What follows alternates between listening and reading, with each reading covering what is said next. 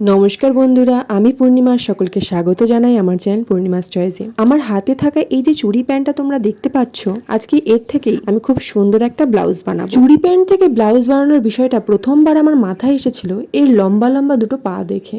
মানে আমি বোঝাতে চাইছি যে আগেকার দিনে যখন আমরা চুড়ি প্যান্ট বানাতাম, পায়ে যাতে খুব মোটা করে কুচি পড়ে সেই জন্য টেলাররা পায়ের দিকের কাপড়টা অনেকটা করে লম্বা রাখতো। যেহেতু শীতের সিজন, আমরা অনেকেই ফুল হাতা ব্লাউজ, কুর্তি এগুলো পরার ইচ্ছা রাখি, আর সেই ভাবনা থেকেই আমার আজকে এই ভিডিওটা করা। ব্লাউজটা যেহেতু আমি নিজের জন্যই বানাচ্ছিলাম, তাই আমি অলরেডি লাল কালারের একটা লাইলিং পিস সমেত কেটে রেখেছিলাম। সেটাই এই কাপড়টার উপর বসিয়ে পিন আপ করে তারপর সেটাকে কাটিং করে নিলাম। আমি চাইলে ডাইরেক্ট ব্লাউজটাকে মাপ করে কাটতে পারতাম, কিন্তু প্রবলেম হচ্ছে এটা একটা বাটার সিল্কের কাপড়, আর তোমরা তো জানোই বাটার সিল্কের কাপড় কাটতে কত সমস্যা হয়। ব্লাউজটার ফিটিংস খুব ভালো হয়েছিল, কিন্তু ফুল হাতা থাকার জন্য কাটটা পড়ে যাওয়ার একটু সমস্যা হচ্ছিল। সেটা বুঝে পরে এটার জন্য একটা ব্যাক ডরিও বানিয়ে নিয়েছিলাম।